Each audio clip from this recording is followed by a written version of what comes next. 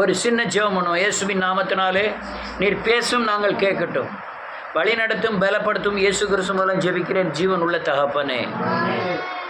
துணிகரமான பாவங்களுக்கும், துணிகரமான வாயின் வார்த்தைகளுக்கும், துணிகரமான ஐம்புலன்களையும் அடக்காத வாழ்க்கைக்கும் நாம் ஒப்பு கொடுத்து கிறிஸ்தவர்களாக இருக்கிறோம். என்ன சொன்னேன்?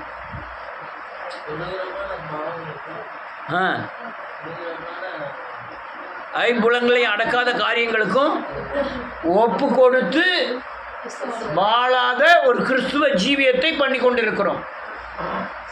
இது தேவனுடைய பார்வையிலே பயங்கரமான துரோகமாய் காணப்படுகிறது. நான் பரிசுத்தவானாக இருந்தால் பரிசுத்தவானாக இருக்கணும், பாவியாக இருந்தால் பாவியாக இருக்கணும்.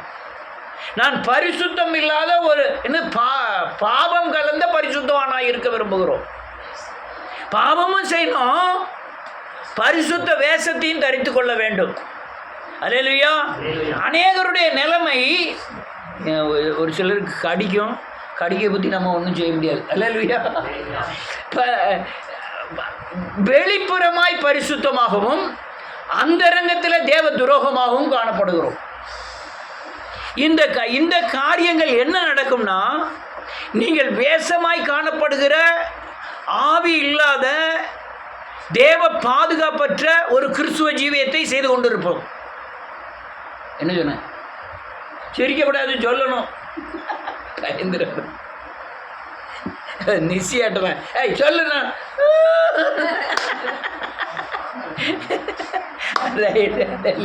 சின்ன பிள்ளை தானே. இல்லையா? நன்றியோடு கூட துதிக்கிறேன். இந்த காரியத்தை உலகம் முழுவதும் இருக்கலாம், ஆனால் நமக்குள்ளே இருக்கக்கூடாது. அதுக்காக நான் இன்னைக்கு சொல்கிற சத்தியத்தை சரியானபடி தெளிவாய் புரிந்து கொள்ளுங்கள். சிலுவையில் அறையப்பட்ட கிறிஸ்துவ ஜீவியம் செய்ய வேண்டும். அனுதினமும் சிலுவையில் அறையப்பட்ட கிறிஸ்துவ ஜீவியம் செய்ய வேண்டும். அனுதினமும் மரித்து அனுதினமும் உயிர்ப்பிக்கிற கிறிஸ்துவ ஜீவியம் செய்ய வேண்டும். சொல்லுங்க. உயிர்ப்பிக்கிற கிறிஸ்துவ ஜீவியம் செய்ய வேண்டும். நெதம் பிறக்கணும், நெதம் சாகணும். அந்த கிறிஸ்துவ ஜீவியம் தான் நீங்கள் அல்லேலூயா சிலுவையில் அறையப்பட்ட கிறிஸ்துவ ஜீவியம். இது வெளியெல்லாம் சர்ச்சுகளில் சொல்லிக் கொடுக்க மாட்டாங்க. இது நன்றியோடு கூட ரொம்ப முக்கியமான ஒரு சத்தியம். தன்னைத்தான் வெறுக்க வேண்டும். சொல்லுங்க. தன் சிலுவையை சுமக்க வேண்டும். அல்லேலூயா. சிலுவையிலே அறையப்பட வேண்டும். சிலுவையிலே மரிக்க வேண்டும். அடக்கம் பண்ணப்பட வேண்டும். உயிர்த்தெழ வேண்டும். நான் சிலுவை சுமப்பதற்கும் கேட்ட சொல்லணும். நீ நம்மகிட்டே காக்கான்னு நினச்சிடாத. சிலுவையிலே அறையப்படுவதற்கும், சிலுவையை சுமப்பதற்கும், அல்லேலூயா, சிலுவையிலே மரிப்பதற்கும், அடக்கம் பண்ணப்படுவதும் இந்த உலகத்தில் உள்ள ஜீவியம் கஷ்டமானது. என்னது? கஷ்டமானது. வயிறு வலிக்கும். ரைட். கஷ்டமானது. ஆனால் உயிர்த்தெழும் போது இந்த 4 காரியங்களை கஷ்டப்படுவது உங்களுக்கு பலனாய் மாறிவிடும். ஒன்றுமே புரியல. புரியுதா? நான் என்ன சொன்னேன் செல்வி? சிலுவை சுமப்பது,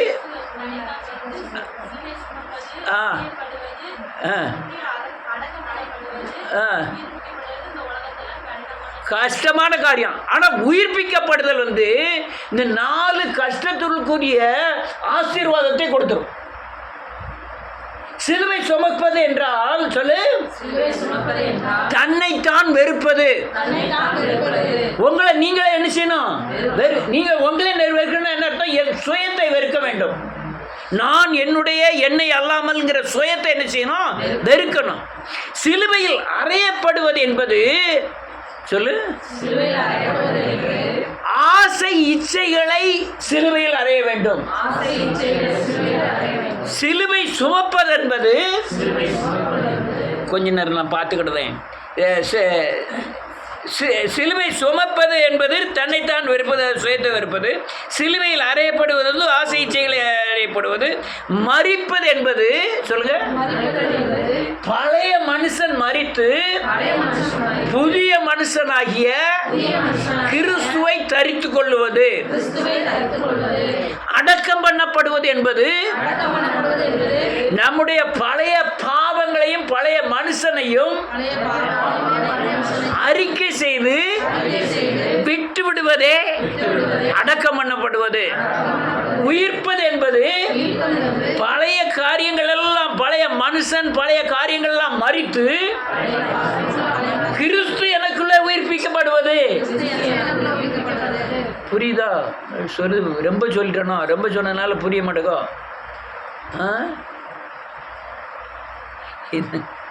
எங்கள் வாத்தியார் என்ன சொல்வார் தெரியுமா? ஹிமாம் சார், குலாம் சார்னு உண்டு. சரி, என்ன ஹிஸ்ட்ரி எடுத்தார். அந்த பக்கத்தில் அந்த போர்டை அழிக்கக்கூடிய கட்டை வச்சுருப்பார். அது பக்கத்தில் இருக்கும் பெரிய ஸ்கேல்லாம் வச்சுருப்பார். உங்கள் ஸ்கூலில் இருக்கா எல்லாம் இருக்கான்னு தெரியல. யாராவது அங்கே என்ன மாதிரி உறங்கிட்டு இருந்தான், சிரிச்சுக்கிட்டு இருந்தாங்கன்னா வருதுன்னு என்ன செய்வார் தெரியுமா? டக்குன்னு அந்த கட்டையை அடிச்சுட்டு எரிஞ்சிடுவார். டக்குன்னு அவன் எங்கன மேலே பிடிச்சாலும் சரி அழிஞ்சிட்டாரு அப்படிமா. அதே மாதிரி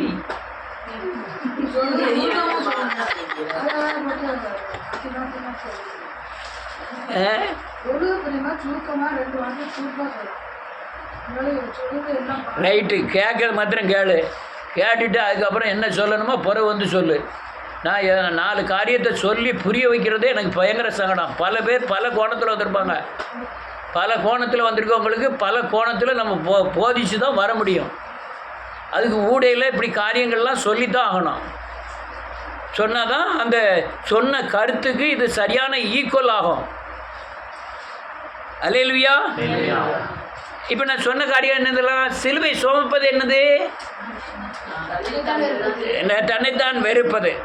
சிலுவையில் அறையப்படுவது என்பது சிலுவையில் அறைவது. சிலுவையில் மறைப்பது என்பது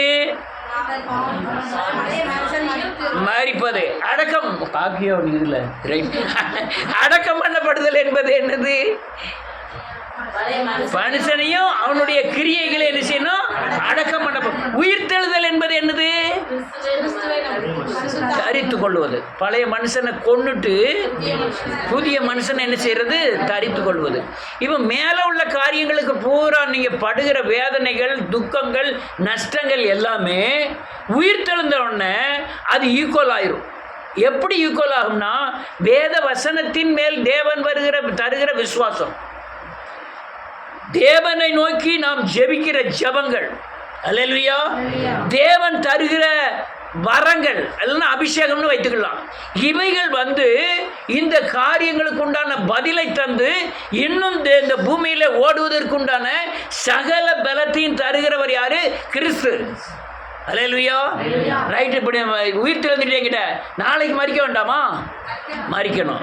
நாளைக்கு சிலுவை சுமக்க வேண்டாமா? சுமக்கணும். நாளைக்கு சிலுவையில் அடிக்கப்பட வேண்டாமா? அடிக்கப்படணும்.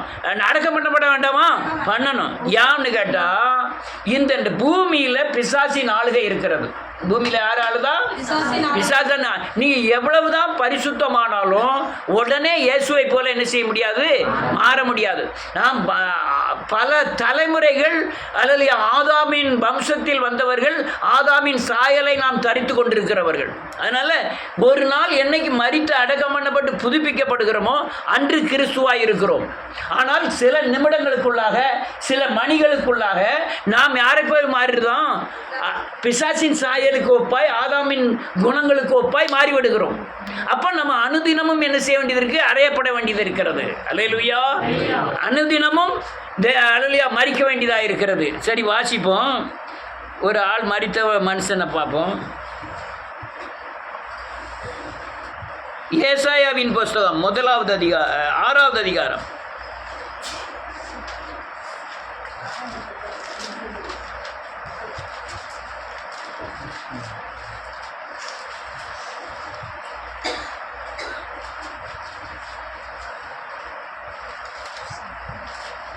6வது அதிகாரம் வாசிக்கலாம், 1வது வசனத்திலிருந்து.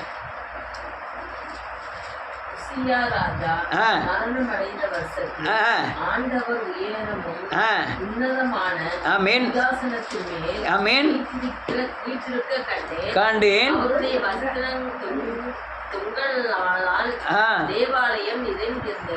ஓசியா ராஜா ஒவ்வொரு மனுஷனுக்குள்ளும் இருக்கிறான்.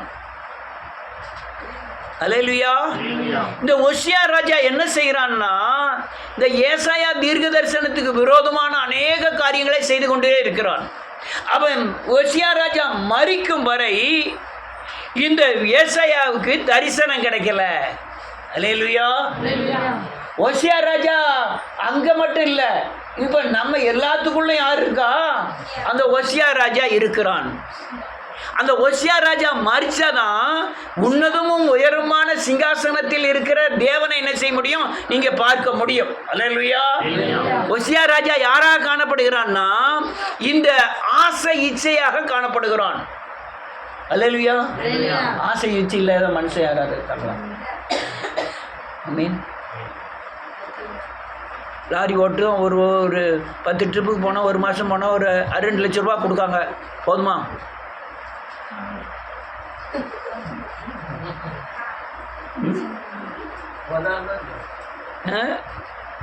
ரைட், 10 லட்ச ரூபா கொடுக்காங்க.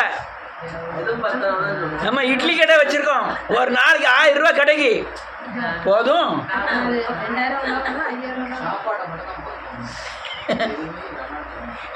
போதுமா? காணவே காணாது. 2000 ரூபாய் கிடைக்கட்டும். அது என்னது? ஆசை, ஆசை இச்சை. ஏன் போதும் என்ற மனதோடு கூடிய தேவ பக்தியே.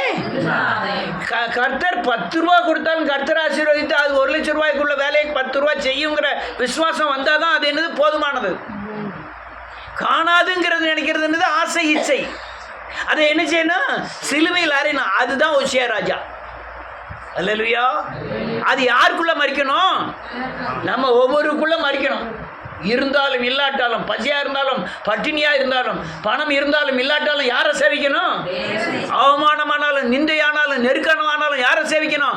அவரை அன்பை விட்டு பிரிக்கிறவன் யார்? அவரை விட்டு பிரிக்க முடியாது. அந்த அளவுக்கு நீங்க மாறணும். ஓசியா ராஜா மரித்த அன்னைக்கு தான் அவன் உன்னதமும் உயரத்தில் இருக்கிற தேவனை என்ன செய்தானா? வீற்றிருக்க கண்டான். அங்க கண்ட மட்டும் இல்ல, அவர் மகிமையின் வஸ்திரத்தின் தொங்கல் இவன் பண்ணின ஜபாலயத்தை என்ன செஞ்சிட்டு அப்படியே நிரப்பிட்டு. அல்லேலூயா. நான் மரிக்காதவரை, நான் அல்லேலூயா பழைய மனுஷன் சாகாதவரை உன்னதத்தில் உயரத்தில் இருக்கிற கர்த்தராகிய இயேசு கிறிஸ்துவின் மகிமை நம்ம என்ன செய்வதில்லை? நிரப்புவதே இல்லை. அல்லேலூயா. அடுத்தல என்ன எழுதிருக்கு? நின்றார்கள். ஒவ்வொருவனுக்கும் இருந்தன. அவனவன் 2 சிட்டைகளால் தந்தன் முகத்தை மூடி, 2 சிட்டைகளால் தந்தன் கால்கள் மூடி, 2 சிட்டைகளால் பறந்து ஒருவரை ஒருவர் நோக்கி, சேனைகளின் கர்த்தர் பரிசுத்தர் பரிசுத்தர் பரிசுத்தர், பூமி அனைத்தும் அவருடையது, மகிமையால் நிறைந்திருக்கிறது என்று கூப்பிட்டு சொன்னார்கள். நல்ல காலங்க. பூமி எங்கும் மகிமையால் நிறைந்திருக்கிற பரிசுத்தரின் மகிமையை பூமியிலே காண முடியும். அல்லேலூயா. ஒரு மனுஷன் இந்தியாவை அசைச்சிட முடியுமா? அசைக்க முடியும். அல்லேலூயா. ஒரு மனுஷனால முடியாது, மனுஷன் பெறுகிற மகிமை தேவ மகிமையினால் முடியும். அவன் முதல்ல தன்னை தான் மகிமை மூட கண்டான், இவன் துதிச்சுக்கிட்டே இருக்கான். இந்த மகிமை எங்கெல்லாம் மூடிட்டு? உலகம் பூமி எங்கும் நிறைந்திருக்க கண்டான் அந்த தேவ மகிமையினாலே. யாரை பார்த்தான்? பரிசுத்தரை பார்த்தான். இடையில இந்த ஆசை இச்சைகள் இல்லை. ஆமென். நம்ம ஒரே கவலை, நாளைக்கு சாப்பாட்டுக்கு இல்லை, நாளைக்கு கழிச்சு சாப்பாட்டுக்கு இல்லை, ஒரே சாப்பாடு. 2 பேர் இருந்தாலும் போதும், ஒரு 3 பேர் இருந்தாலும் ஒரே பாத்திரத்தை கழுவா, குப்பரை கவுத்தோம், அடுத்தால பாத்திரத்தை கழுவா, சாப்பிட. மத்தியானம் விடிய காலம் சாப்பாடு முடிச்சோன்னா மத்தியானம் என்ன சாப்பாடுன்னு ரெடி பண்ணோம். விடிய காலம் சாப்பாடு மத்தியானம் சாப்பிட்றது கிடையாது, மத்தியானம் சாப்பாடு விடிய காலம் சாப்பிட கிடையாது. பெரிய பிள்ளை இட்லி சாப்பிடும், சின்ன பிள்ளை பூரி சாப்பிடும். அதில் இல்லையா அந்த பிள்ளைக்கு அது பண்ணணும், இந்த பிள்ளைக்கு இது பண்ணணும். வேலை முடிஞ்ச மாதிரியே இல்லை. அது இந்த மெர்சியமாக பார்த்துருக்காங்க. இவங்க இருக்கிறது 2 பேர் தான். விடிய காலத்தில் இருந்து தேயின்னு தேய்ச்சி, துணியை தேயின்னு தேய்ச்சி, பாத்திரத்தை தேயிட்டு இவங்களுக்கு ரெஸ்டே இல்லையான்னு நினைப்பேன். இல்லையா, ஒரே வேலை. அங்கன தூக்க, அங்கன தொளிக்க, அங்கன துணியை துவைக்க, அங்கன மடித்து வைக்க, அங்கன விரலை துறக்க, தூக்க, ஒற்றையை அடிக்க, இதே வேலை. சிட்டியில் இருந்திருக்கேன். சிட்டியில் போய் பார்த்து பாருங்க, சிட்டியில் போய் பாருங்க. நீங்கள் 24 மணி நேரம் பண்ணுற வேலையை 1 மணி நேரத்தில் பண்ணிவிட்டு 8 மணிக்கு ட்ரெயின் பிடிச்சாகணும். அவன் 8 மணிக்கு அங்கே ட்ரெயின் பிடிக்கலன்னா அங்கே 9 மணிக்கு வேலை இல்லை, வீட்டுக்கு போட்டுருவான். ட்ரெயின் அங்கே போயிடும். இங்கே 8 மணிக்குள்ளே எல்லா வேலையும் டக்குன்னு சோறு வாங்கி கறி வச்சு எல்லாத்தையும் வச்சு டக்குன்னு 8 மணிக்கு போய் வண்டியை பிடிச்சி அங்கே போய் வேலையை பார்த்துட்டு வந்து அடுத்தால சாயங்காலம் 5 மணிக்குள்ளே 6 மணிக்குள்ளே வந்து அடுத்தால சோறு வாங்கி கறி வச்சு சாப்பிட்டுட்டு அடுத்தால 10 மணிக்குள்ளே படுத்து அதே வேலையை மறுநாளுக்கு அப்புறம் மறுநாள் நம்ம 2 பேருக்கு சட்டியை கழுவுத பார்த்தா சட்டி தேஞ்சே போகும்போது இருக்கு. தேய்ச்சி முதல்ல இந்த சோறு பொங்குற வேலையை குறைங்க. அல்லேலூயா. சோறு பொங்கி ஆயுசு முழுக்கும் இதாயா செய்வாங்க. ஆயுசு முழுக்க எதுக்கு வாழுதா? சாப்பிட்டதுக்கு வாழுதேன். நேரமா ஒரு டக்குன்னு 1 மணி நேரத்தில் ஒரு வேலையை பார்த்தோம், கொஞ்சம் நேரம் ரெஸ்ட் எடுத்தோம், கொஞ்சம் பைபிள் படித்தோம், கொஞ்சம் ஜெபம் பண்ணோம். அதே இல்லை.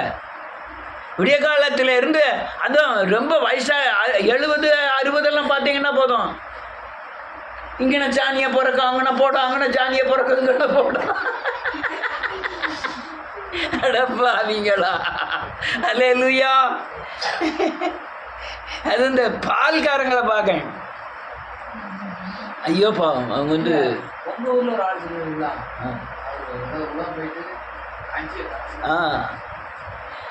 பால்காரங்களை பார்க்க ஐயோ பாவம். ஊரில் பால் வியாபாரமா? மாடு பிரச்சனை இல்லை, அது எங்கேயா மாட்டை விட்டுட்டு உறங்கிக்கலாம். குளத்தில் மாத்திரம்தான் இறங்கிடக்கூடாது.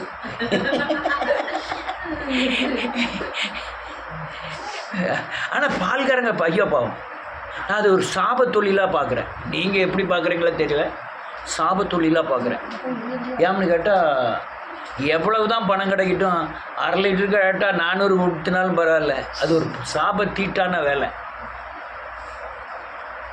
என்ன இப்படி சொல்லலாம்னு நினைக்கிறார் தாவீது. ரைட். அடுத்தால என்ன எழுதியிருக்கு? 4வது வசனம். அசைந்தது. யார் கூப்பிடுறது சத்தம்? யாரு சிலுவை சுமந்து, யார் சிலுவையில் அறையப்பட்டு, யார் சிலுவையில் மரித்து அடக்கம் பண்ணப்பட்டு உயிர்த்த கிறிஸ்துவோடு கூட யாரை கூப்பிடணும்? சொல்லுங்க. தேவனை கூப்பிடும் பொழுது அந்த சத்தம் அங்கே எரிச்சுது, எட்டுது. நீங்க 1000 பாவத்தோட, 1000 ஆசை இச்சையோட, 1000 பகைகளோட, 1000 கோபத்தோட நீங்க என்ன ஜெபம் பண்ணாலும் அங்க என்ன செய்யப்படுவதில்லை, கேட்கப்படுவதில்லை. ஓசியா ராஜா என்ன செய்யல? சாகல. அவனை கொன்னாதான் அங்க நீங்க பார்க்க முடியும். அந்த பார்க்கிற மனுஷன் தான் ஏசாயா. அவன் எல்லாத்தையும் கொண்டுட்டுலாம் என்ன செய்யறான்? பார்க்கிறான். பார்க்கும்போது என்ன செய்யுது? கூப்பிடுகிறவனின் சத்தத்தால் என்ன வாசல்? ஆண்டவர் உட்கார்ந்து இருக்கிற வாசல் என்ன செய்யுது? அசைந்தது. நம்ம கூப்பிட்டோம்,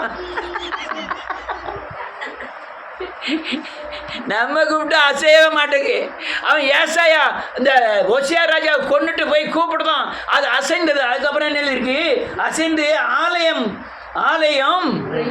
அப்படியே மகிமையினால் நிறைஞ்சிட்டு. ஹல்லேலூயா. சாகணும், ஒவ்வொருத்தரும் சாகணும். தாவீதையா நீங்க சாகணும்,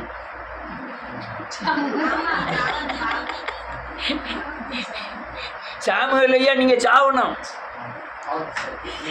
அவரு சுவாபியா கோபமும் போடக்கூடாது.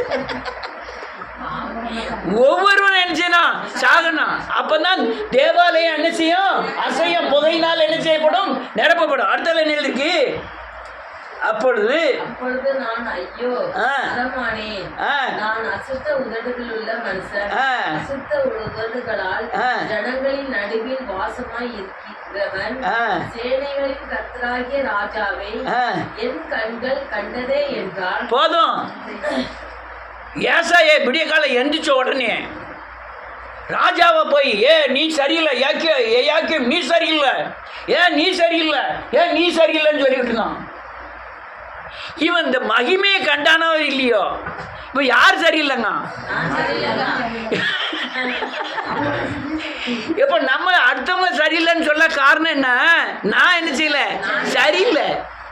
அவன் எல்லாரும் ஏசாயா தீர்க்கதரிசி தாவீதுட்ட போய் சொல்றான், தாவீதே, எசேக்கியாட்ட போய் சொல்றான், எசேக்கியா ராஜாவே காலம் என்ன செஞ்சுட்டு முடிஞ்சு போச்சு, நீ பெரிய பாவம் செஞ்சிட்ட, ஆண்டவர் உன்னை எடுக்க போறாருன்னு போய் சொல்றான்.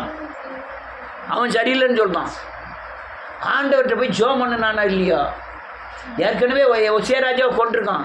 அப்படியும் சரியான பாதை. ஒசியா ராஜானா யாரு, ஆசை இச்சைகள். அதனால மகிமையை பார்த்துட்டான். தேவாலயத்தில் உள்ள கதவு திறக்கப்படுவதை அசைகிறத பார்க்குறான், ஆலயம் புகையினால் நிரப்பப்படுவதை பார்க்குறான். அதுக்கப்புறம் தான் இவன் தன்னை பார்க்குறான்.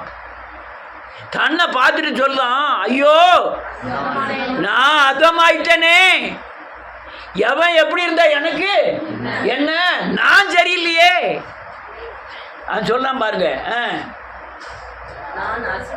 அப்போது அவன் நான் ஐயோ அதமானேன், நான் அசுத்த உதடுள்ள மனுஷன், நான் அசுத்த உதடுள்ள மனுஷன், நான் சரியில்லை. நான் எசேக்கியாவை சொன்னேன், நான் சரியில்லை. அப்போ அதுக்கப்புறம் என்ன சொல்றான், அதை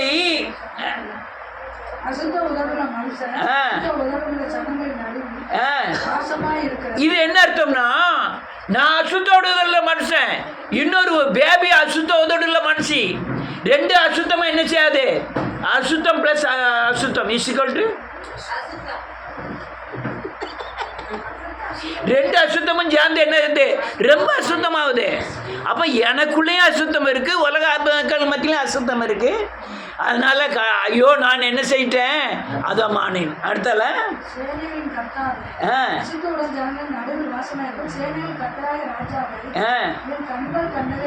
அவன் என்ன சொல்லலாம் பாருங்க, ஒசியாவ ராஜாவை கொண்டுட்டேன், ஆனா எனக்குள்ள இன்னும் அசுத்த உதடுகள் இருக்கு. ஆனா நான் யாரை கண்டுட்டேன், ராஜாவை தேவனை கண்டுட்டேன். நான் பாவியான மனுஷன் ஆண்டவரே. அல்லேலூயா. ரொம்ப முக்கியம். அதான் அனுதினமும் சாகணும்னு சொல்றது. உங்கள் பாவத்துக்கு உணர்வு, நான் பேசுனது, நான் பார்த்தது, நான் யோசனை பண்ணது உங்களுக்கு தப்புன்னு உங்களுக்கு உணரலைன்னா நீங்கள் இன்னும் என்ன செய்யலை, சாகலை, சிலுவையில் அறையப்படலை. ஆமென். உங்களுக்கு உணர்வு ஏற்படணும். நான் அவளை குற்றவாளியாக தீட்டுட்டேனே, அவனுக்கு அநியாயம் பண்ணிட்டேனே, அவனுக்கு நீங்கள் அநியாயம் பண்ணுறதுனால உங்களுக்கு 10 லட்ச ரூபா கிடைக்கலாம். அவ்வளவு உங்களுக்கு அல்லையா பயங்கர தண்டனையில் முடியும்.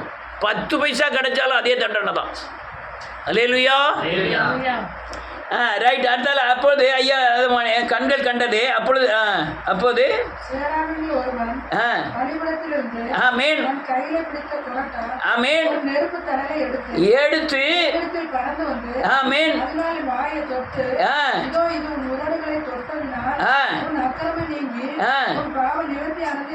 ஆமென் போதும். அப்போது கேருபீன்களில் ஒருவன் பலிபீடத்தில் இருந்து தன் கையில் பிடித்த குறட்டால் ஒரு நெருப்பு தழலை எடுத்து என்னிடத்தில் பறந்து வந்து அதனால் என் வாயை தொட்டு, இதோ இது உன் உதடுகளை தொட்டதினால் உன் அக்கிரமங்கள் நீங்கி நீ பாவ நிவர்த்தியானது என்றான்.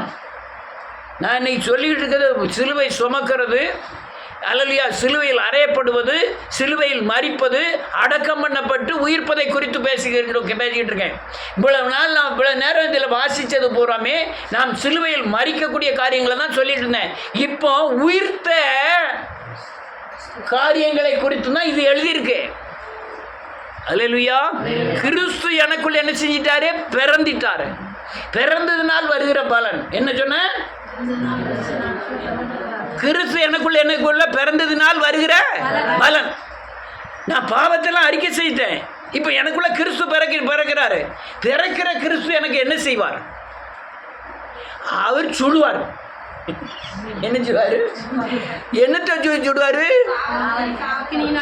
அக்கினினால் சுடுவார். சூட்டுக்கால் வைப்பாரு. எதுல சூட்டுக்கால் வைப்பாரு? வாயில. என்ன எழுதியிருக்கு? கிறிஸ்து எனக்கு பிறந்துட்டாரு, கிறிஸ்து தான் அக்கினி. சொல்லுங்க.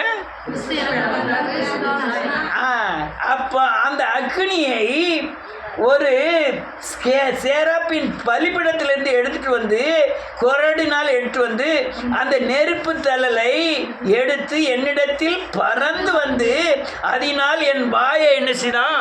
தொட்டான். அல்லேலூயா. வாயை தொட்டுட்டான். இதுதான் உயிர்த்தெழுதலில் நீங்க சிலுவை சுமந்ததின் பலன், சிலுவையில் அறையப்பட்டதின் பலன் கிறிஸ்து. சொல்லுங்க. நீங்க மரித்து உயிர்த்தெழுதலின் அடையாளம் கிறிஸ்து. நீங்க நாவுல அல்லேலூயா அக்கினியினால் சுடப்படுவது இனிமேல் பாவம் செய்யாமல் இருப்பதற்கு. அல்லேலூயா. உங்க நாவுல தொடுது எதுக்கு? இனிமேல் நீங்க என்ன செய்யக்கூடாது? பாவம் செய்யாமல் இருப்பதற்கு. அது என்ன செய்து? வாயை தொட்டு இதோ இது உன் உதடுகளை தொட்டதினால் என்ன எழுதிருக்கு? அக்கிரமங்கள் எல்லாம் என்ன செஞ்சிரும்? நீங்கிரும். அக்கிரமம்னா என்னது? அறிக்கை செய்து விட்டுவிட்ட பாவத்தை திரும்ப செய்யறதுக்கு பேர் தான் என்னது? அக்கிரமம். அந்த அக்கிரமத்தை என்ன செய்யறோம்? நீக்கிறோம். நீக்கி உன் பாவம் நிவர்த்தின்னு அர்த்தம்.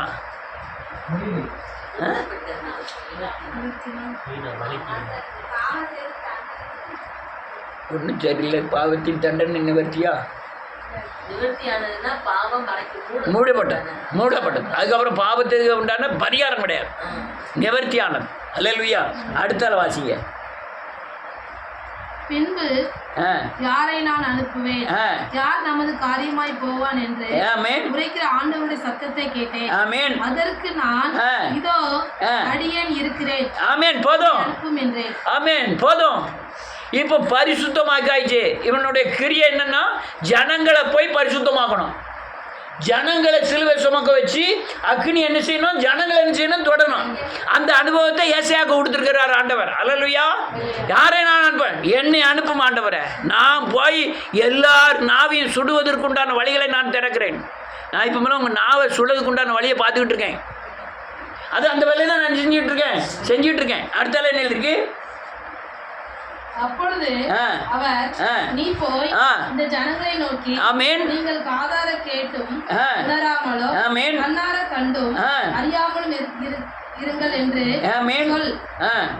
இந்த ஜனங்கள் தங்கள் கண்களினால் காணாமலும் தங்கள் காதுகளினால் கேளாமலும் தங்கள் இருதயத்தினால் உணர்ந்து குணப்படாமலும் நான் அவர்களை ஆரோக்கியமாக்காமலும் இருக்க நீ அவர்களை அவர்கள் இருதயத்தை கொளுத்ததாக்கி அவர்கள் காதுகளை மந்தப்படுத்தி அவர்கள் கண்களை மூடி போடு. இவங்க புற சிலுவையில் அறையப்படக்கூடியவருடைய தன்மைகள்.